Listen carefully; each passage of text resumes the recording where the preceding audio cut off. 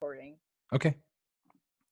This is the Do Better podcast with Dr. Megan Miller and Joe Smith, launching you into the future of behavior analysis. Welcome to the Do Better podcast. Today's episode discusses how we can do better in the kitchen with Clint Evans. This is Megan. And this is Joe. This is where we blast off to the final frontier in the search of improving ourselves in the field of behavior analysis. Thank you for spending time with us. Now let us begin. Man, you guys have that down. We've been practicing for a little bit. Oh, that's awesome. That looks great. It's cool I know people are going to hear it, but getting to watch it, it's a thing. You know, I've heard a few of your episodes, by the way. Love your podcast. Thank you. Thank you. Just the whole Do Better thing. Thank you. Thank you. It's its own enigma at this point. So it's doing great. But now I can put the process to video. So it's awesome to watch. If you're listening to this, there's a lot of care going into how they do this for you. So appreciate what you got. Yeah. Thank you. And your podcast, by the way, is amazing. Like, I love listening to it. And let's get into right away. Let's get in it. How are you doing? Yeah, I'm doing great, man. So if you don't know me, which is it's quite possible because a lot of people don't yet, and I'm hoping to change that over time. But I am one half of the Behavior Chef group. My name is Clint Evans. I am a board certified behavior analyst out of the St. Louis area. I'm the creator of the Behavior Chef, and I brought another guy on who's a longtime friend of mine, avid foodie, fantastic home chef, and he's got a degree in audio and video engineering. So he's working on our Behavior Bites side. If you've seen some of the snippets, we posted some videos over at our Instagram and Facebook page. But Tony Chambers is the other gentleman, and he's heading up we're building. It's taken a while, but we're taking our time to do it right. So we're building an entire library of video modeling skills that we'll release later on. So there's a sneak peek into what's coming. But things are going pretty well over here. We're, like I said when we were off air, I'm still thankful to have a job during all this. So, you know, we're BCBA's first, right? And there's a lot that goes into that. I know that we've had a lot of pivoting to do, all of us. And so, so far, so good. Yeah, we're doing good. So thanks for asking. No problem. Like, so everyone knows your name now, but the listeners might not know your background. Sure. So you attended St. Louis Christian College and received a bachelor's degree in psychology. Yes. And theology, right? Yes. Yeah, I have a dual bachelor's in psychology and theology. That's awesome. And then after that, you've decided to go to get your master's in applied behavior analysis from Linwood. Yeah, Linwood. It's local to us here in St. Louis. And then from there, how did you became a behavior analyst? Yes. With Acorn Health. And then in February, that's when Behavior Shift was born, correct? Yeah, February of actually it was Valentine's Day 2019. I remember because I just got back from dinner with my wife at this really fancy restaurant, and we pigged out and had a good time. And we had a lot of bootleg reinforcement or non-contingent reinforcement, however you want to look at it. We had a good day. And which you got to do. That's a part of life, and that's kind of, you know, some of the stuff that we're talking about, and, you know, I'm sure we'll get to later on with the behavior side of nutrition. But I was sitting there at the table at the time after we got home, and I just had this kind of burning, I don't know, thought in my head. I was like, you know, at the time I knew of a few people doing some dissemination, if you will, with ABA outside of the traditional, you know, applications. And, like, you know, biggest ones that were at the time that I knew of were like Behavior Babe and the Behavior Man, and a few other people that were Ryan O specifically. And I'd been following Ryan O quite a bit, seeing his videos, which I know you guys know him pretty well. And I just thought, man, I'm seeing a lot. And then I had gone to ABAI. I don't think I'd gone yet, right? No, not yet. I hadn't gone yet, but I had seen stuff for it. And a lot of, I joined the getting my timeline out of whack here. Even the days with COVID are throwing off my history. So, but I joined the Health, Sports, and Fitness SIG, and if you're listening and you're interested in it, go check it out. It's a fantastic place. A lot of us are there. It's like a big think tank, and they have they're doing a lot of monthly stuff right now too. So it's a really cool SIG to join. But I joined that, and I saw a bunch of people like Joe, you were talking offline too, with Yeah. KK Wellness and Kelly Killen and all those guys talking about nutrition and fitness. And I heard a lot of stuff about fitness, about specifically, I remember the thing that really sparked it for me was Dr. Jim Moore and his chaining protocols for Olympic lifting. And, that was like a really kind of a pioneer study for our science specifically on how to do it. So, when I did get to go to ABAI, I sat in that, I met him there, and it was fantastic. But I was sitting there thinking, where I have a voice somewhere. I talk a lot, so I know I can form it into something halfway decent, maybe.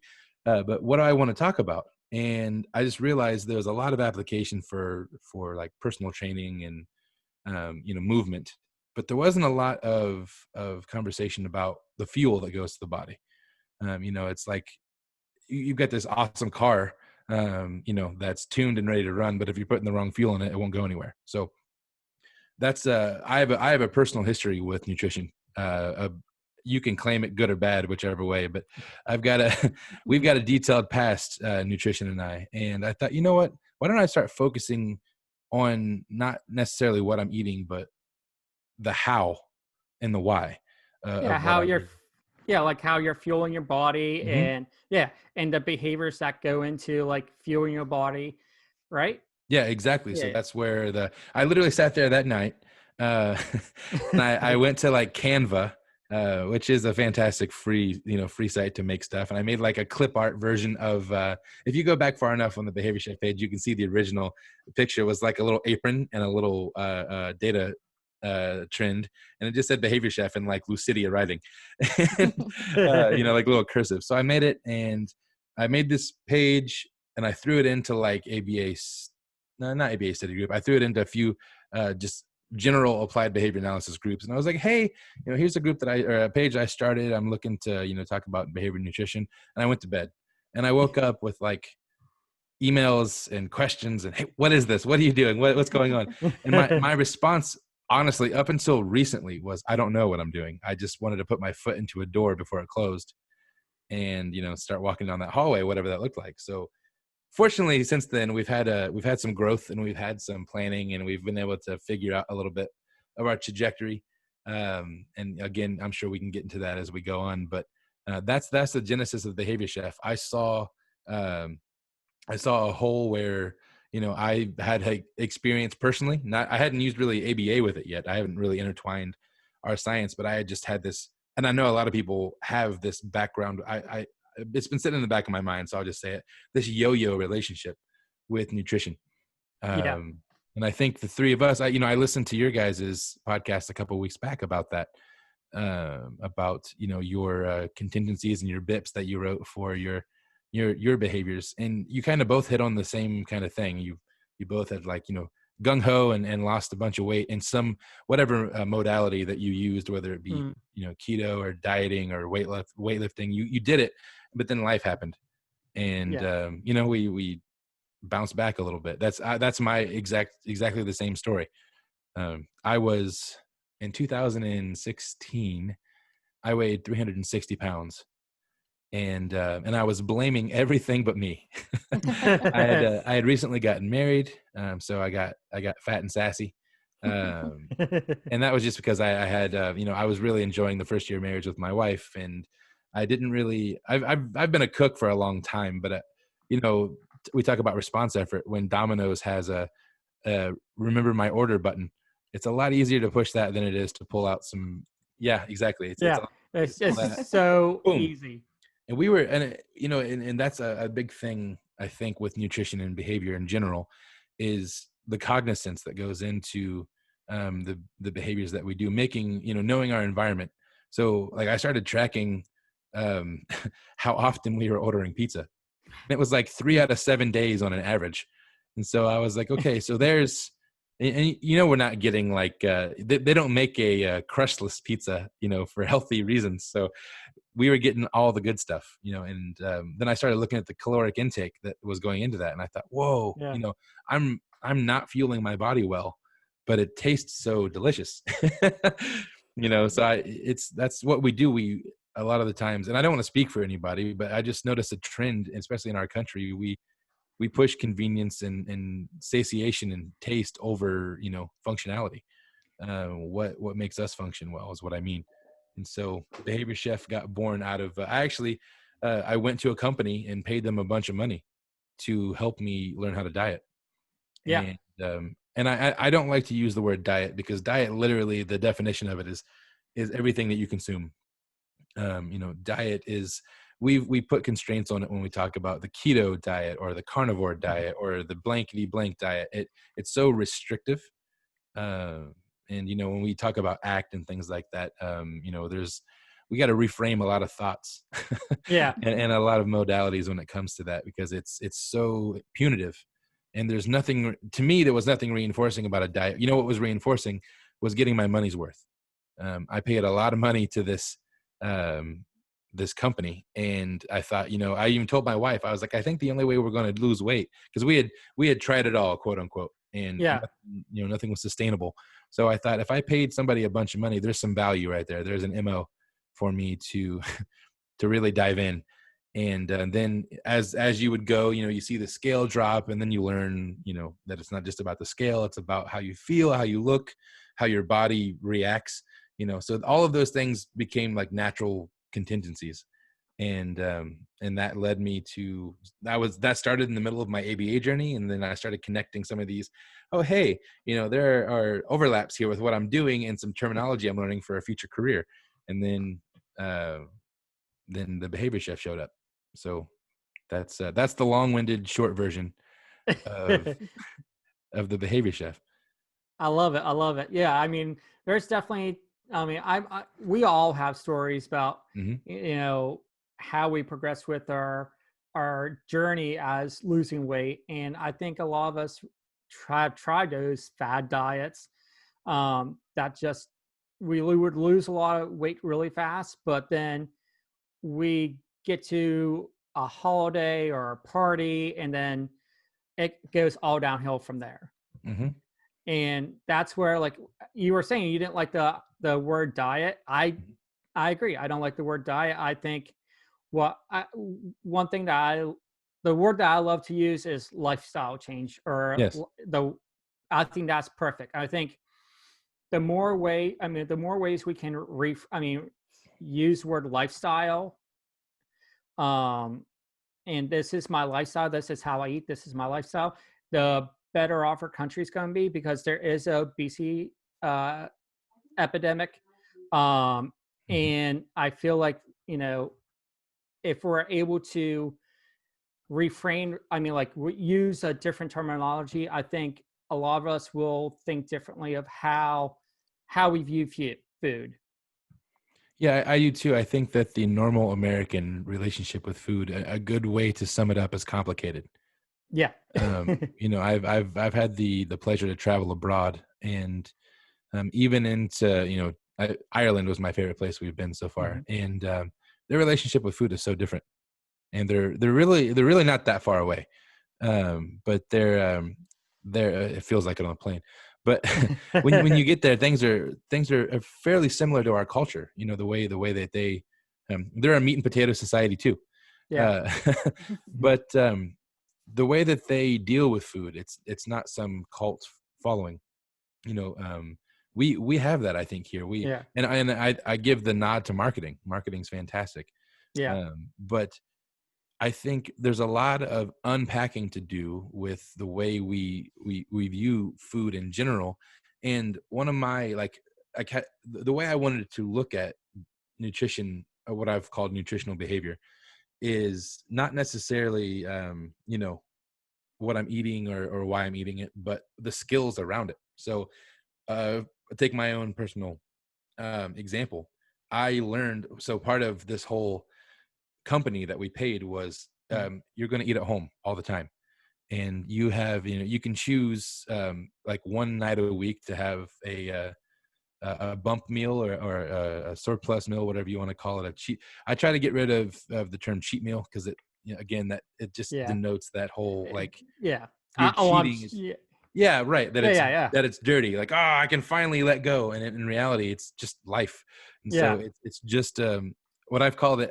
I haven't done this in a while, but I used to post pictures of my meals on Friday nights, and I would call them free operant Fridays. Uh, and so I love it. that Friday was my free operant choice, whatever I wanted to choose. And it coincided, we talk about like pairing, right? So um, one of my huge values, one of my biggest values is personal time, quality time, especially Mhm. with my wife. We work crazy hours together. We don't see each other that often. So what we try to do is we keep Friday night, like every Friday night is blocked out to be a date night. Mhm. And that night it coincides with that free operant choice. And so I get to do two things at once that I love. So talk about reinforcement and, motivating operations for the next set of contingencies, however you want to, if you want to look at it that deeply in behavioral terms. I think there are easy ways to look at it, deeper or not as deep as that. Really, I'm focusing on what I want to do, what outcomes I want versus, what restrictions that I can put on myself. And that's the diet culture, is Yeah. the restrictions. Um, but I really started looking at the skills that people do or don't have in a kitchen. Yeah. So I've been thinking on that for a long time, and we'll do posts about it, and I like to post my some of my creations just to and put recipes with it, just to show people like it's not hard. I shoot for, and I guess we were kind of talking about it earlier, like with portion sizes and stuff. Yeah. Yeah. When you start doing these things, just like in skill acquisition, we start working towards a terminal behavior, right? And then we shape it and we get it to where it's it's in the repertoire a bit. But then we always talk about that generality piece, that if we don't plan for generality, we're really not teaching a skill effectively. So with the generality of whatever skill we might be teaching a learner, I try to do the same thing with myself when it comes to cooking a dish. And I try to shoot for my generality. Like, I have a whole thing for myself. I want to be able to cook a meal that's healthy, that's aesthetically pleasing, because I think that that's important to me. We eat with our eyes first, and plus running a social media page with mushy looking food doesn't exactly get the likes, and doesn't reinforce our, what we're trying to do. But planning for the generality and those natural contingencies, I try to set, using the same kinds of ingredients in different meals, and keeping it under a certain time frame. So I'm not necessarily doing hardcore, timing myself and all of that, but just anecdotally, I'm able to find a recipe and make my own version of it. I try to get it to where it's 20-30 minutes and we're eating dinner. It's not, because Yeah. the reality for people is, we can teach them the skills all day long, but if their environment doesn't support it, it's not going to happen. Yeah. And I think that's something to also, keep in the back of our mind, that, it's awesome to have a really good support system at home too. Mm-hmm. When we're trying to lose weight or, work on, making the best versions of ourselves, is to find a support system to really support our journey as well. Yeah. And the reality is, sometimes we have to reach outside of our homes. Sometimes we don't Mm-hmm. have that support in the way that we would want it. So definitely that conversation would have to happen at home. But there is a reality for some people that that's not possible. Yeah. And I don't need to, I can't speculate on what that might be, but we always have to plan for what might not be. And it might not be possible for everybody to have that. I have a fantastic support system. Yeah. My wife and I work off each other on this whole thing. So she's in full support, and plus she gets to eat all the food. So that's, That's a win-win. it is a win-win. But also there are some folks that, that don't necessarily have that support system. So then we have to look a little more inward, right? And find, it's funny because we can look inward for some motivation for ourselves, but in doing that, there are so many cool, places online that you can be part of a community that of like-minded people. Mm-hmm. If shameless plug, but if you're in ABA, we have a group just for that sort of thing. Behavior analysts get fed. Yeah. And we would do group contingencies in there, to get people to work on their skills for, cooking and some stimulus generalization, and even some response generalization. And they were fun and they were working. That was the cool thing. I have data because, we're nerds, but I've got data on people's increasing skills, and all the while they're eating less outside of their homes. I would argue that it doesn't matter what you're doing or what you're consuming. If you're consuming something that you purchased and made yourself, no matter what it is, it's going to be better than the best thing you could buy at McDonald's. Oh yeah, It's hands going to down. be, I mean, you could slow churn your own butter and eat that with a stick, and I would still take that over a Big Mac and fries. You know?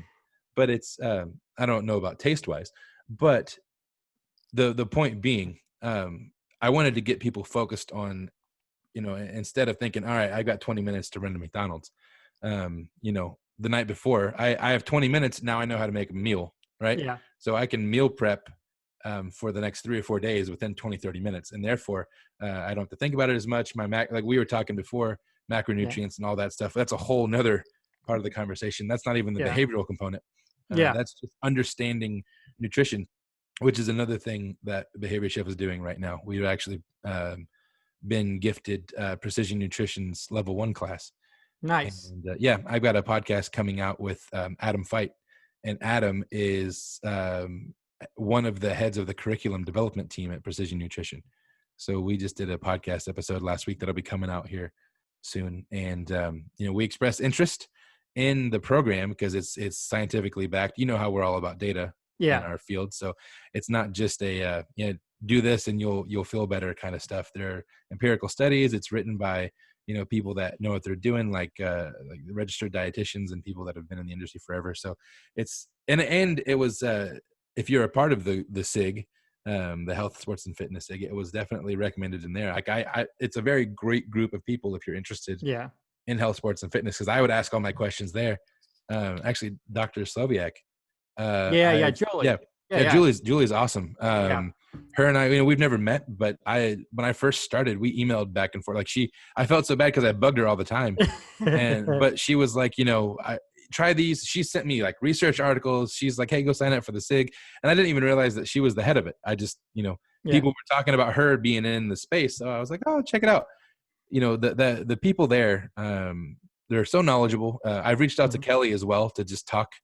And instead of like, she would start typing back and then it would disappear. And then I would just get a voice memo, and she would just be like, I was going to type this, but I want to say it so you can hear it.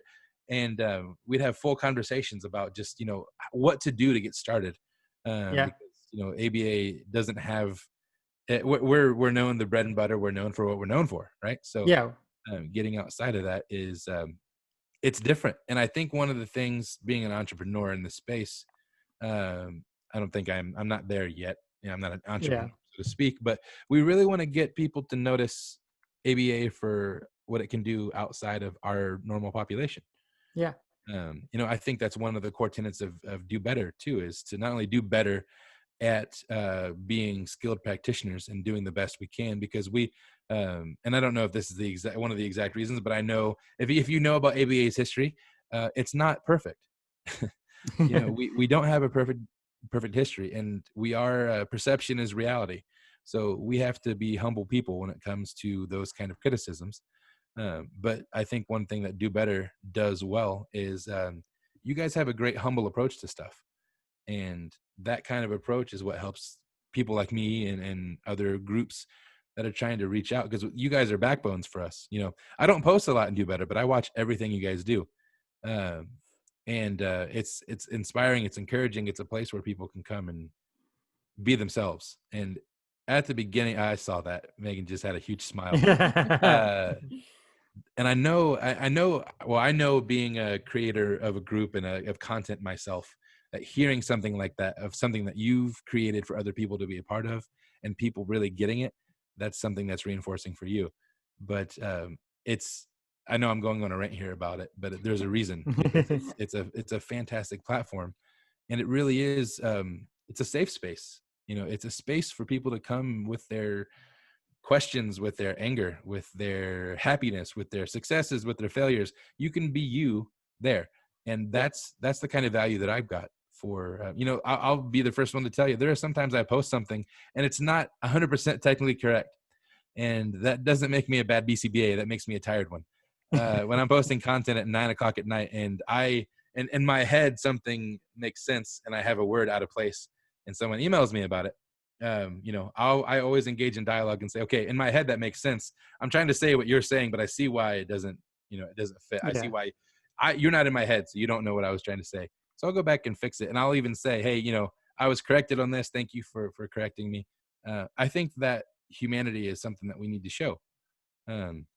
Now, granted, we always want to have that fidelity and all that stuff. And that's what I like about our community. If there is something that's off on a post, it doesn't happen very often, but every once in a while when it does, or if somebody has that's confusing, I don't know if you're doing that right. Nobody's afraid to tell me. And I like that. I think that's what we should have. That's that iron sharpening iron type of thing. When we're learning from each other. And it also tells me people are listening, which is another cool thing because, with the old adage, there's no such thing as bad PR, right? That's so true. Getting a name out there is getting a name out there. And of course, that's not entirely true. But it's been a journey to learn. It's been just a little over a year and a half. And, our platform is growing and we're branching out into new things. We've done, as you said earlier, during quarantine, we wanted to give back a little bit. So we offered the Behavior Chef Cookout as a CEU course people could purchase, or you could just come join us for free and have fun on Saturday morning watching me make a fool of myself in the kitchen. I just want to say thank you. That what you were doing there was amazing. And such a unique take on just talking about ABA, but doing it in such a fun and engaging way that no one has ever done. Yeah, that's what I felt honored to do because I knew it was something brand new. Yeah, and it's something that I'm going to continue. Actually, the CEU portion might be that's just a lot of work. You guys, I'm sure you guys know what that's like. It's a lot of work to put together, but doing it for fun, just meeting with people and, sharing the same, the content would be the same. We'd share what we would do in a CEU. It just wouldn't have to be so official, which it wasn't that official anyway. Either way, talking myself in circles here, but thank you for the compliment. And I knew it was something exciting. Cause I have you see the camera that I'm on. I don't have Tony has all the camera equipment. He lives 30, 40 minutes away from me. I have a little webcam on a stick. I'll take it down to my kitchen. And I did purchase some new equipment to do it better. So there's a part of do better. I wanted to bring a better experience. So I have a rolling island that's in my kitchen. I have a small kitchen. We bought an island cart that I can use as it's a big chopping board. It rolls around, but also I got a convection burner so I can do everything. Nice. Yeah. So instead of switching the camera back and forth, I could lay everything out and we can do start to finish whatever we're going to do. We can do it right there. So people will have a better experience because I can only imagine being on the other end and watching, this all the time. Yeah. Moving the screen up and down. Yeah. So if you're listening to this and you were part of that, sorry for the early stages. But thanks for sticking around. I know we had a few people over at our Instagram. I had everybody tag us when they were finished. And my favorite week we did was we did clear, concise, complete task analyses.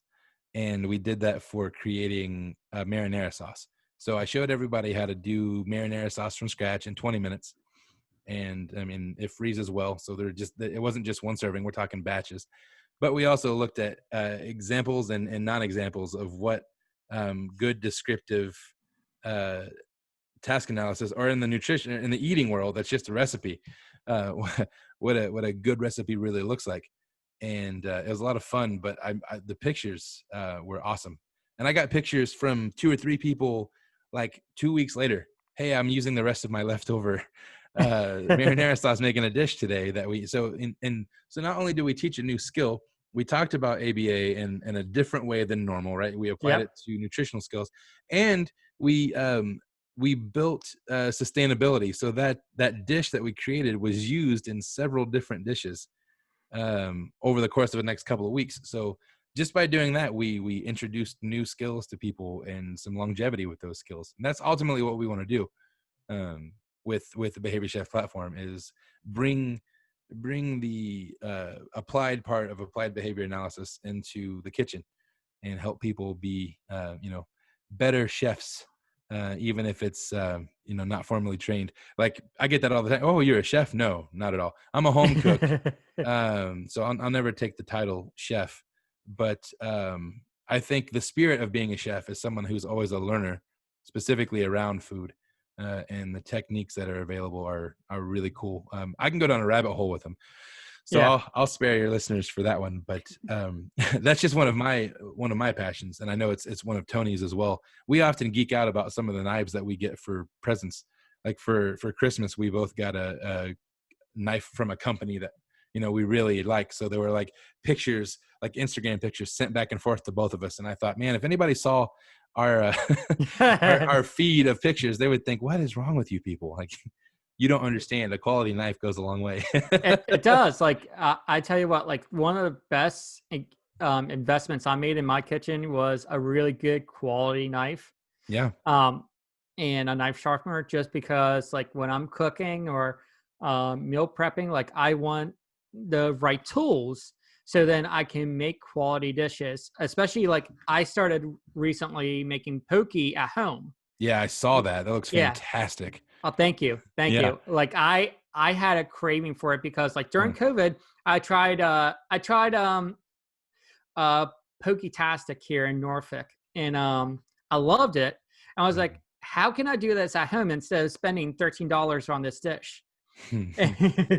So I was like, I know I need like sushi grade tuna or salmon, and I know I need like quality ingredients, and then I know I need to cut it up like really fine, so then you're not ingesting like huge pieces of raw fish either.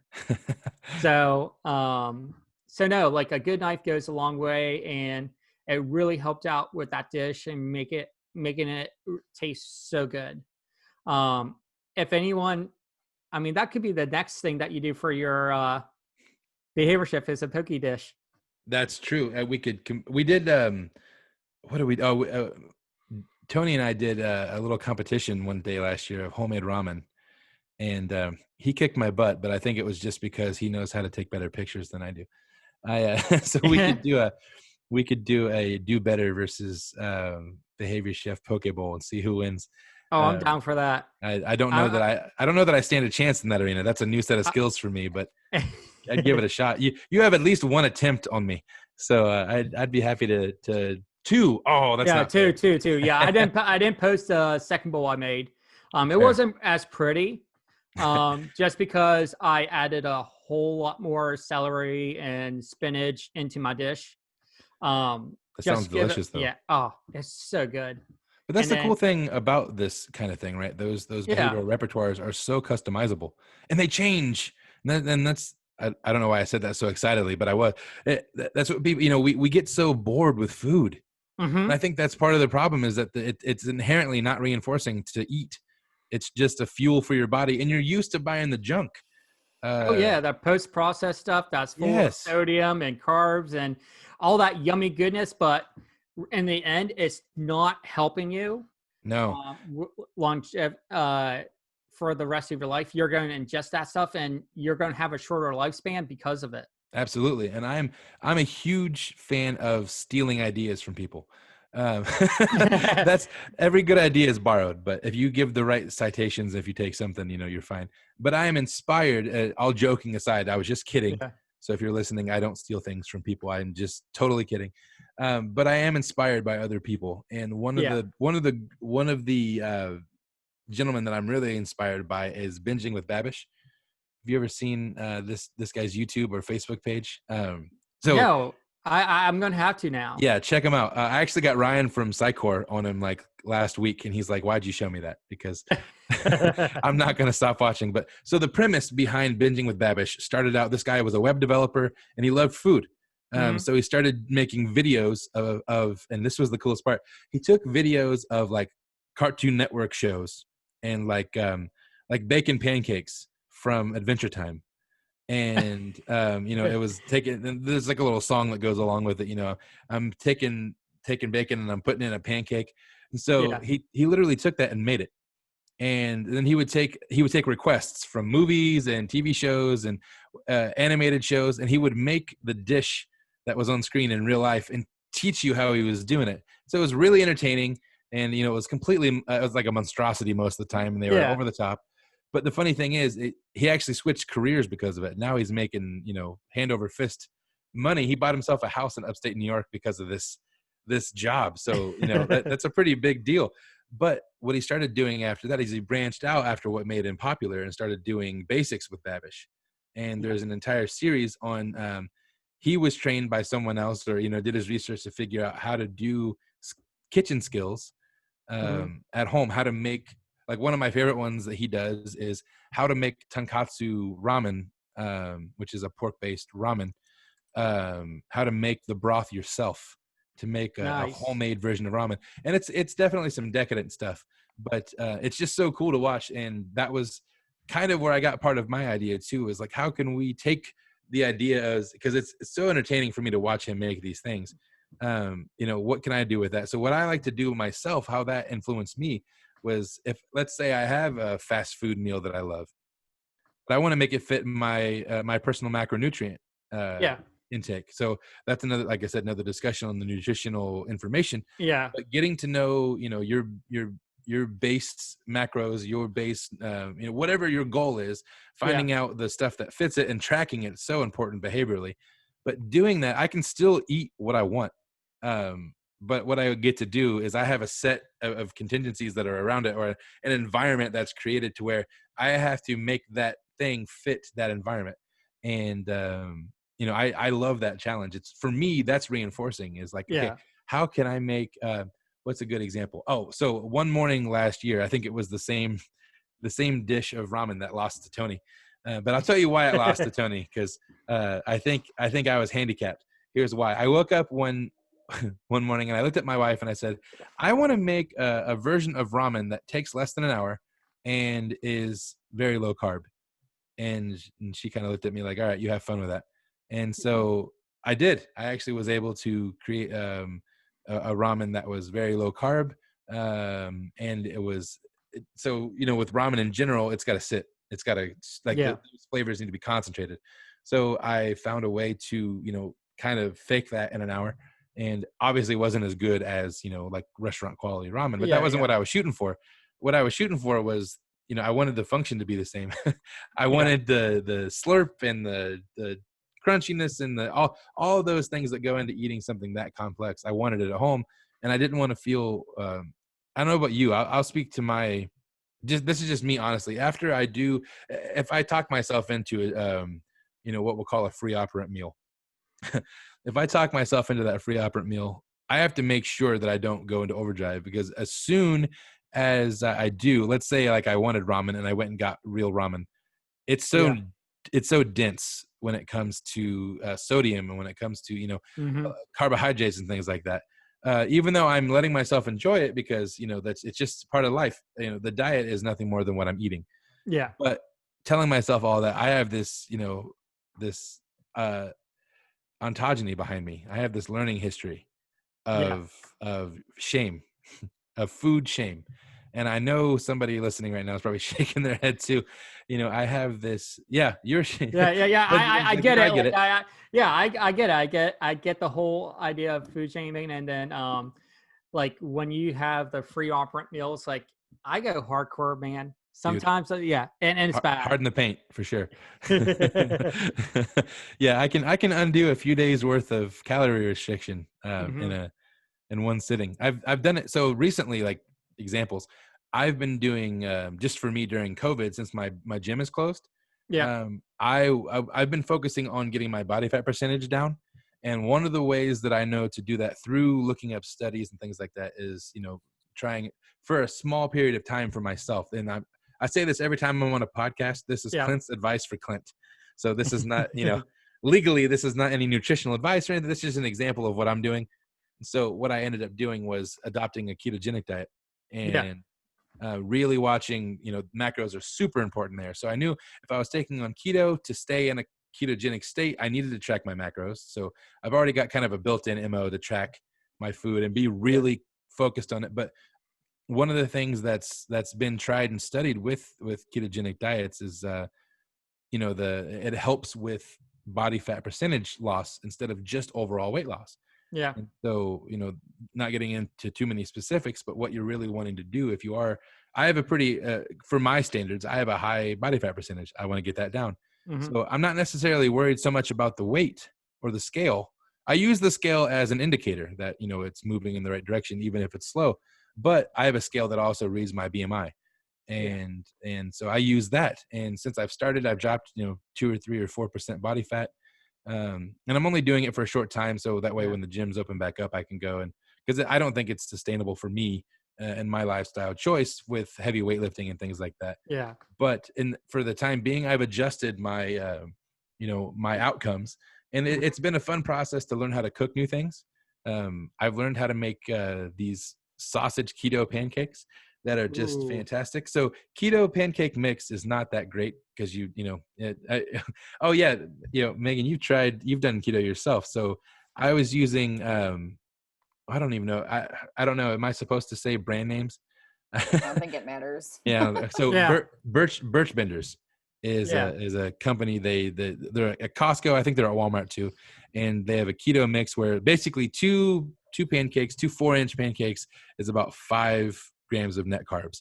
That's pretty decent. And I made it, one time, and just to get some sweetness, like I made a reduction, a cream, if you will, out of like heavy cream, some sugar-free syrup, and I stirred that bad boy until it reduced to like a real thick cream, and then used that as my syrup because I didn't want to, I didn't want to put my ketogenic state at jeopardy. So that's one of the downfalls, is you have to be really versatile with what you're doing. So instead of that, I switched over because the pancake itself is dry, devoid of flavor. I didn't get to drown it in syrup like everything else. And then, do you also watch your ketone levels too, like while you're doing keto? Yeah, I do every once in a while, and you can take those or leave them for what they're worth. The little ways that they have you track it, I don't know the viability of them, but a little indicator tells me that I'm probably in ketosis, so I just use it that way. Even if it's accurate or not, I'm not entirely sure, but it lets me know that I'm at least on the right track. Yeah. I'm not, because I don't want to overdo it with fats. I don't want to underdo it. I want to try to hit the sweet spot. But with the pancake, what I ended up doing, I love savory things as well. So I ended up actually making those into savory pancakes. So I'd weigh out my sausage, make the sausage, make the pancake mix, and then put cheese and sausage and chili powder in the pancake mix, and then make the pancakes. And my wife, she loves it. She's like, man, these are the best. It tastes like I've said this, and she said it as well. Like, we love biscuits and gravy. Mm-hmm. I don't know if you're new to the world, but that's not a keto thing. Definitely not. No. So it actually mimics like the flavor pretty well due to the chili powder and all this different stuff. Yeah. But long-winded rant to say, I found a way to adjust something that tastes terrible by itself into something that I actually look forward to having.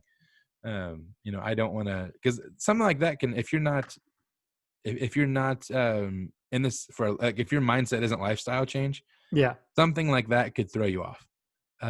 Like this last weekend, we were able to go, and all socially distant. We were able to go see some family, in a part of the state that's open, and so for the first time in 2 months, we went to a restaurant.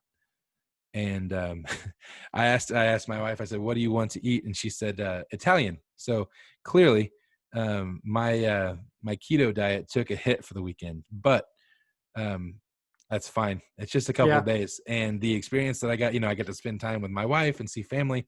And I got to sit in a restaurant for the first time in 2 months, which I didn't think it was going to be that big of a deal.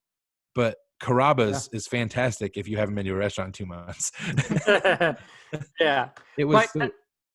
But yeah, that's so important too, to have those lifestyle, treats to give yourself almost like a refeed, or just to energize you. And when you're in that moment, just save your those treats. Yeah, And yeah, mindful eating is huge yeah, in the moment. I'm a big proponent of slowing down when you eat. Especially if you're eating something that you look forward to, put your phone down. yeah, um, you know, really, like, my wife makes fun of me because I'll be like, do you smell that? Or do you taste the complexity of that? I've built my flavor profile up a bit just doing this, especially over this last year and a half, really diving into yeah. recipes and stuff. And I've always been a big fan of really complex flavors, but learning how to do it, your palate, just like anything else, your palate gets built up. So Mhm. you can taste different things. And that's, to me, I've had to find, and this is probably one of the biggest take home points for me, is you have to find what it is about the behavior change you're trying to do that's something that's sustainable. And for me, Yeah. the one fire that hasn't gone out is chasing complex flavors and really enjoying like a dish. That's why I love using my smoker. Uh, Yeah. Making smoked meat in and of itself is like this, American thing. But in reality, like I just did some for us and for some neighbors here over the weekend. It's a 9-hour thing. Yeah. And, to do it right, it takes a long time. There's several steps, but I love the finished product. And not even for me. I love giving it away. I love, seeing other people be like, wow, this came from your backyard. Yeah, it did. And you can do it too. That's the coolest thing, making, that was my favorite, behavior chef cookout so far, was that, like I said earlier, the marinara one. It's just so funny because I told everybody before we started, you'll need three ingredients can make you a marinara sauce from scratch, and it'll be better than what you get into a can. And sure enough, the base that you need is olive oil, crushed tomatoes, and tomato paste. Those are the three things you absolutely have to make marinara sauce. And thyme. That's probably not Yeah. th, but ti. Nice. Thyme, that's optional, but you just need to learn the technique. Yeah. And it doesn't take long. It's not hard. I certainly didn't know anything before I started. I just started Googling stuff. And the funnest thing about food is that it's so forgiving. At the end of the day, like, I love in grad school, one of the best analogies about learning forward and backward chaining, learning like backward chaining was you get to study making a sandwich was the example. Yeah. So what do you start with? You start with the last step. What's the last step? You get to eat it. And I love that, obviously being a foodie, I'm like, well, I can do that. If I need to learn something and I get to eat it. But that's the cool part about being a home cook in general. You get to taste, you get to eat at the end. Even if it's a cruddy dish, it's still better than nothing. Yeah. I've made some pretty, I tried to make, this is definitely the raw and real behavior chef moment. Because not long ago, I thought I was really getting everything down. I thought, it would be really cool if I made some keto. I can't even say it. If I made some keto mozzarella sticks. Okay. So I got the plan in Ooh. my head. Yeah, no, it's as awesome as you think it is. I got the plan in my head, and I put the mozzarella stick. Like, I took the typical way that you would make them at home. You Yeah. freeze them so they get hard. Then you would wrap them in a some kind of coating, whether it be flour, whatever it might be, in breadcrumbs, and then you can bake them. You can fry them. Well, I I opted for an egg wash station with egg Yeah. wash, almond flour, and chicharrones, or pork rinds, finely blinched, and they were Okay. they were as fine as you can get. And I got them coated. I took pictures before and after, of course, and everything looked great. I was like, this is gonna be so good. And I put them I put them in the oven, and when I pulled them out, it was literally a pile of like, each stick just melted into a pile of chicharrones uh, and marinara and mozzarella. I mean, it didn't look like a stick. It didn't hold its shape. And I thought, okay, well, at least we get to eat mozzarella sticks. They don't look like the way I wanted them to, but they tasted awesome. So therefore, they didn't go on Behavior Chef, but they went in my stomach. that's you know what? That's a deconstructed cheese stick. See, you can Yeah. skin it however you want. But that is the cool thing about anything culinary, is you don't have to be afraid Yeah. of it. You don't have to be afraid of. I haven't written, like, I've had a piece for the blog in the back of my mind for a while, and I haven't written it yet. But the title has always been there. Mise en place. which is the French term for everything in its place. And it's a culinary term that sous chefs use, when they're prepping meat. Like, that's how they can make 30, 40, 5-star meals in 20 minutes, because they have all this stuff ready to go and all these people doing it. And really, it's nothing more than environmental arrangement and knowing what you need, getting your things ready, getting the necessary tools to get the skills. However you want to look at it, it's really nothing more than environmental arrangement. And so that's one thing that I'm going to do as a blog post at some point in the future. But I also want to do that as one of our Behavior Chef cookouts in the future. I want to talk about the concept of environmental arrangement. You were talking earlier, I think we weren't recording yet, but we were talking about meal prep. Yeah. That's such a buzzword, or buzz. Well, I guess it can be a word if you hyphenate it. So meal dash prep. Meal prep is such a buzzword in in what I'll call the fitfluence space. The Instagrams, I had the pleasure of having one of those fitfluencers on my podcast, one of my earlier episodes. Was it Chris? Yeah, Chris Geffen. Yeah. Guy is absolutely phenomenal. And one thing I like about him is that most of his stuff comes from, like, he studies to see if he's right or wrong. Yeah. He's reading journals. I sent him some information on ACT, and he's reading about mindfulness and stuff like that. So we're talking about dissemination. I'm throwing some Steve Hayes at a bodybuilder. And but really, really awesome guy. And that was one thing he talked about with the fitfluence space. He said, we see these people that have been doing these diet lifestyles or these workout programs for 12, 14 years. Yeah. That's been their life, day in and day out. Someone's paying these people to do this. Like, I think any of us could really get in shape if that's what we were paid to do. Yeah. I think that there's some motivating operations there with some money at play. We could it would make it so much easier to do. But they put these things out there that say, like, if you want to look like me, here's a 12-week program to get you there. And the ploy there, and what really stinks, is it tells the public that in 12 weeks, by doing this diet program or by doing this meal prep program or this workout program, I can look exactly like that person. Yeah. In reality, it's not going to be possible. If it is, I want to know your secret. Genetics are going to stop you. But if your genetics are that awesome, we need to talk. We need to get you sponsored somewhere. But I think it goes farther. It goes back to values. What do we truly value? What's sustainable in our values? Aesthetics only go so far, and they only last so long. Longevity. Longevity is going to outlive aesthetics.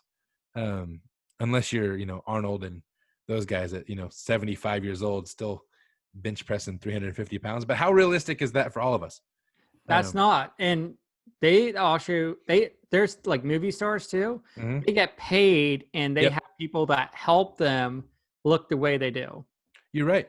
And I try to follow some podcasts that are, we talked earlier about Mind Pump, and I think it is really informative, and it's really funny. So it's, it has a good of both. But I also try to follow some, and I can't think of the gentleman's name right now, but there's a doctor of sports physiology that was out there, and he was talking on one of the episodes about, it was through a bodybuilding.com episode, but he was a guest, and he was talking about, and that's a great podcast too, if you're looking for something in that space. But what he was really talking about was what's what we kind of talk about, what's functional, right? What's the environment going to support? So he talked about, he's in his 40s, going into his 50s. And he said, I don't powerlift anymore.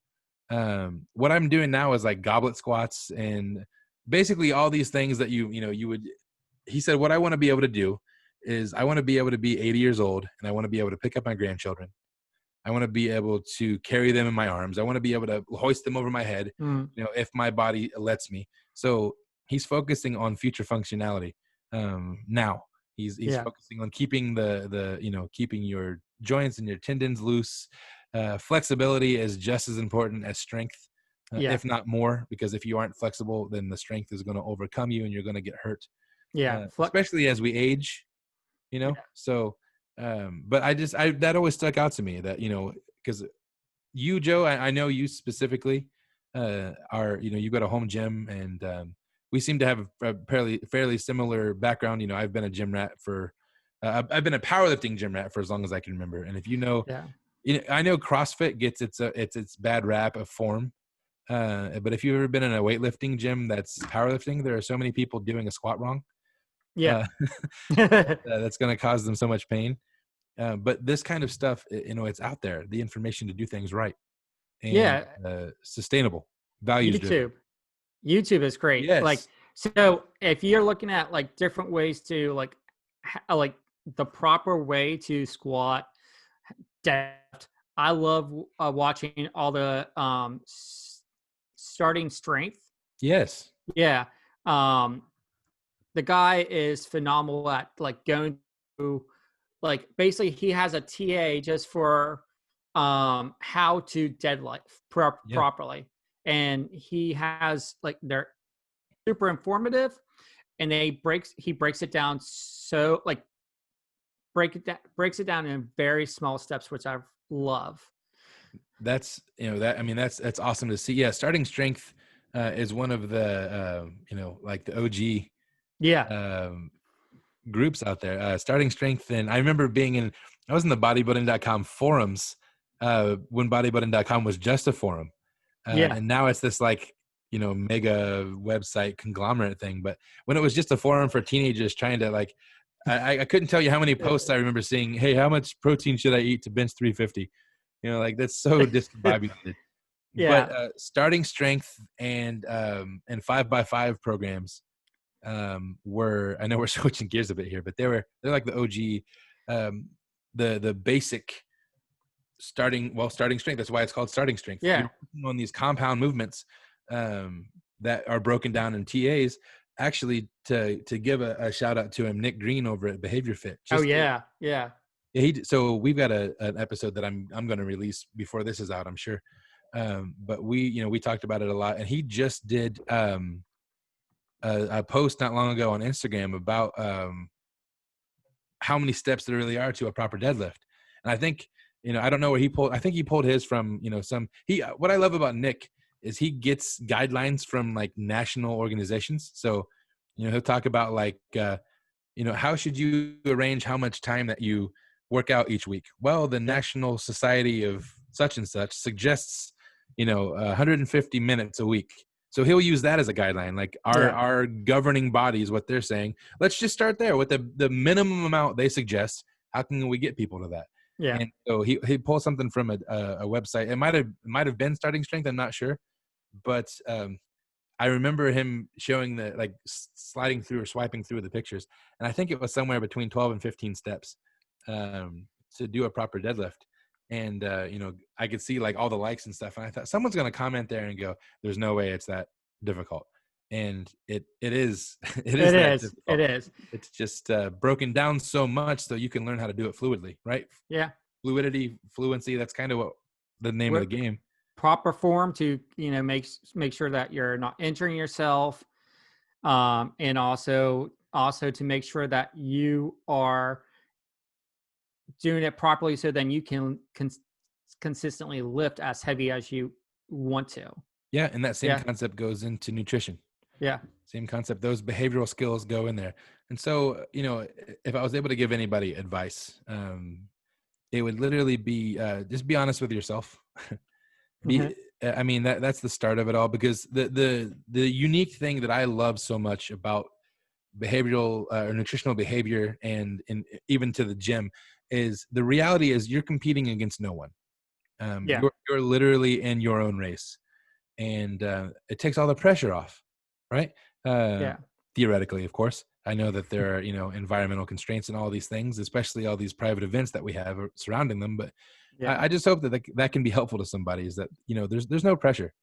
And it's fun once you dive into the process. So if you're focused on the end result or the destination, I know this is cliche, but it's so true. If you only focus on the destination, you're going to miss one heck of a journey. Yeah. And I know from where, like, I'm nowhere near where I want to be with my own weight, with my own body fat percentage. And I've been vocal about that. That doesn't mean that I'm not pursuing it. And what I'm doing is, I know it's going to take me a while. I've lost a considerable amount of weight, but I have a lot more to go. I've dropped about 65 pounds. And I've awesome job, man. Thank you. I mean, that's a lot of weight. It is. It's like a third grader. And I've kept it off for 4 years. Yeah. But there's another 30 or 40 that I'd like to get down to a normal range. Yeah. I'm a big guy in general. I'm 6'2", 6'3", 200 some odd pounds. I'll leave that there. Yeah. But I just always, my family were big meat and potato Ohio people. And Yeah. so we played sports and ate a lot of food. And growing up now, I'm in my 30s. So my metabolism is not the same as when I was 18. No. The 30s, man, kills everyone. Horrible. Yeah. I heard myself in my sleep the other day for the first time. I woke up with a stiff neck because I slept wrong. And I literally looked at my wife and I said, if this is what 30 means, let's just skip to 40. I feel like it doesn't get any better. Oh, that's so good to hear. But that is so important. I mean, you're realizing that, but it's so important that's why people need to do better, not only in our field, but also for ourselves. Yeah. So what are some things that people can do better in the kitchen? Like, tell me your top 5 things. Top 5 things. So one of the things we've already talked about, get yourself a chef's knife. Yeah. Get yourself I know people are afraid of sharp knives. You should really be afraid of a dull one. Yeah. A dull knife is going to do way more damage to you than a sharp knife will. And there are some that aren't very expensive. So I have a really expensive one. That's just because I wanted it and I got it for a gift for Christmas or something like that. But it's really pretty. It's something that I wanted. I use it all the time. From a great company. And the reason why it's expensive is because of what it's made out of. The edge lasts forever. There's I think there's even free sharpening involved. I mean, if I need it, it's there. So I went ahead and spent the money for it. But there's also really inexpensive, really good knives. There's a company called Victronics, and they make a chef's knife that is about $35. And I have my really nice one, and I have a Victronics set. And because I use one of them's the Victronics one, I could cut through your thoughts and dreams with that thing. I mean, it's a workhorse. And so to have something that's sharp, it's not something to be afraid of. And the reason why is because there's a set of skills that goes around it. So definitely having the right tools in your kitchen is huge. One of the behavior shift cookouts, we spent time teaching how to properly hold a knife, how to properly execute with a knife, how to use the 3-finger tuck rule and cut and use your knuckles as a guide so you're not slicing off the end of your thumb. By the way, I've done that. Don't do it. Well, it grew back, but there's a divot in my thumb now because of that. I wasn't using it correctly, and I've learned, and I haven't done it since. So something's working. But definitely, having those sort of tools. The biggest thing overall we talked about is finding your support system. We human beings making big changes, we don't do it alone. There's always some support somewhere, and we definitely need that when it comes to whatever your goal is. I'm not just going to say weight loss, because I think even on your last podcast there was somebody talking about gaining weight. Needing to do that, and that's a reality. It might not be weight loss. It might be regulating blood glucose. It might be all. Human beings are so beautifully different that it's not one size fits all. And I hope that people can realize that and another thing too, I know I'm getting a little bit more into the mentalistic space, but I'm just going to call it ACT, and we'll make sure it's fine. Know your values. Let your values drive your decisions. Don't open a Men's Health or a Women's Health and see someone on the cover and say, I want to go from where I am now to 2% body fat in 3 weeks. That's, first of all, that's not sustainable. Second of all, that's probably not really what you want. You want to live a long, healthy life. Most of us do. Most of us are going to want that. So let your values drive. And here's why. Because, for example, like this last weekend when I let myself go, I let myself go knowing that there was no pressure. I am now back on what I consider my routine. And I did some things to help myself. So I typically weigh myself 3 times a week just to follow the trend. And I don't have an aversion to that. I've made sure that that's not going to be something I obsess over. So for me, that's safe. Yeah. But I also let myself go pretty hard this weekend, and me and carbs, we got along real nice. So I decided that I'm going to get back on my routine, but I'm going to skip weighing in this week because I know the number is going to be different, and that might discourage me. So I'm just going to not allow that to happen. That's not in my environment.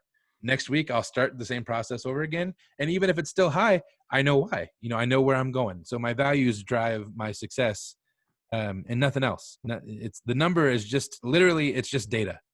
It And is. I really hope that if you're listening, you can take that into consideration if you have trouble with the scale.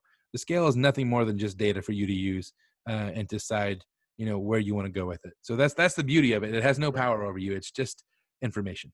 Yeah. And, so top 5. I think there was 3. Have good tools, learn skills, be values driven. Number 4, follow the Behavior Chef on all social media platforms. No, just kidding. Number 4 that would be your support system and your mentor. I really think that we should have somebody that we're doing this with, even if we're not doing the same thing. You've got someone to bounce ideas off of, to share your struggles, your triumphs. Find yourself an online community. There's several. Do Better is a great one if you're not a part of it and you're just listening. I know the thing that I love about the group is that it's not a niche, right? Or niche, however you want to say it. It's very wide open. I mean, you guys talk about everything in there. I love that. We have one that's very, very selective. Behavior Analysts Get Fed. It's a group about nutrition specifically for people in ABA. And the reason is we want a safe space for practitioners to be able to come and talk. Behavior Analysts Get Fit is another one. They talk about, there's a running one, and there's, just search. If you're in ABA, search for those. There's join the SIGs, ask questions. There's no dumb question. If you're not in ABA, jump on Facebook and find a group of, search for your age group and find something like that. Find something you can connect to. You're not meant to do it alone. So sorry. Yeah. I mean, no, you're fine. I know. I totally agree. Like, I tell you what, the one thing that saved me or like really helped me when I first started, and if you're listening to this and you don't know where to go, I would highly recommend, starting with like one of those starting strength programs or bodybuilding.com, because I learned so much information from starting at bodybuilding.com and going through the blogs. And there's so many people there that are like-minded. That's hard. It's really difficult not to find someone that shares your passion or your goals or want to keep you accountable. Exactly. And I think my final practical piece would be realistic and arrange your environment. If you're wanting, so for example, I'm trying to stick currently right now, I'm trying to be on a ketogenic diet. So therefore, there's very little carbs in my house. And on top of it, it's not enough, right? It's not enough to just ignore or put a behavior on extinction, right? But we need a replacement behavior. And so it's not enough for me to just have the chocolate or the sweets out of the house. But I keep Atkins. They're not exactly, that would be considered dirty keto, I'm sure. But they have really low carb snacks that mimic enough for me that give me that, like, I don't know if it's my body wanting the sweetness or if I'm really just craving something that's not super healthy. It tricks me into it. I still have that available. I have options I'm not restricting anything specific. I'm learning the things that I like that are a bit different than, the 300 grams of sugar that's in a whatever bar. I'm learning something that's a little cleaner for my body. So I'm taking care of it and still getting what I want. Arrange your environment to where you can contact those naturally reinforcing contingencies, or just free operate the heck out of it. If you I would much rather you eat everything in your fridge than go out and buy fast food all the time. Even if you're overeating, they talk about this a lot on Mind Pump when they would talk about, man, we should get some kickback from that show. We talked about it a lot, but they talk about when they would start with somebody and they would say, I want to lose weight. They would actually bump their calories up at the beginning, and they would do it by only eating fruits and vegetables and natural foods. And then they would actually see, they would eat more calories and they would lose weight. And they were like, what's going on? Well, the nutrients that you're getting, there's a whole thing to it. But it's all about mindset. And man, I'm sounding like one of those Fitfluence people. It's all about your stick-to-itiveness. It's not really, but it's a, behaviorally speaking, it's about having an environment that supports your known reinforcers. It supports your behavior change, and it's sustainable. Be realistic with yourself. I think that's the most practical thing that I can say for sustainable lifestyle change. It's be kind to yourself and be honest with yourself. I'm very honest with myself that I know where I'm sitting right now is a plateau I've been battling with for 4 years. Yeah. Now I'm very excited that I've lost 65 pounds, but in my personal life, I see as like this massive dragon that I've got to slay right in front of me. In reality, it's not that big. It's just a plateau. But I'll tell you what, I've wrestled with it so many times that I've fallen off the wagon, and because it's been that important to me. And I've really had to take a step back and say, okay, what's important about the situation? Is it important that you get to a certain number on the scale that nobody else is going to know but you? Or is it important that you learn the skills for lifestyle change that's going to make you healthy, and it's going to serve your family? So I've really pivoted into a different thought. And I guess within our field, that's a great thing too. If you're, everybody has everybody's got nutritional behavior. Everybody eats. And one of the things, I haven't got a chance to check it out yet, but Pro-Social is something that I really want to jump into from Steve Hayes. And I know it talks a lot about like teamwork and stuff, but it really talks about how people interact with each other. And A Liberated Mind is a fantastic resource. Just some of the ACT workbooks are great to get an introduction to, and it speaks to mindfulness. Mindfulness is a thing. We have to be mindful of our surroundings, of ourselves, and you got to check in on that internal state of yours all the time, especially right now with the COVID-19 stuff and the quarantines. Wherever you guys are at, every state seems to be different. But ABA itself, if you're a practitioner, I know you're feeling the weight somewhere. I know there's a lot of us that don't have jobs right now. I know there's a lot of us that are uncertain about the future. Just know, and if that is you, just know that you're heard, you're not alone, and we're all here for you too. If there's anything we can do to help, please reach out. And this is just from my page to reach out to the Behavior Chef. I know Do Better is a great place to talk and share. I don't know, that turned into something more than just nutritionally related, because I think life is a lot more. Nutrition is one component. To use the analogy earlier, it's the gasoline that goes into the car.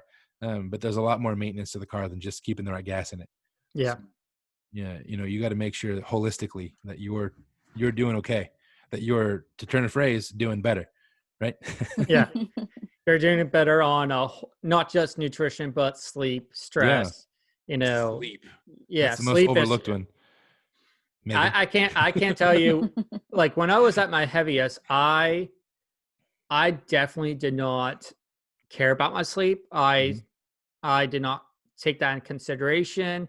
I would fall asleep at 5 o'clock, sleep for about 6 hours, wake up at 2, start working again as a teacher, go into work. Yeah. I destroyed my metabolism and destroyed my quality of life by doing that. So if you're out there and you're not sleeping well, I think if anything, that's the first step of taking care of yourself, is making sure you arrange your environment so you can get the 8 hours of sleep that you need.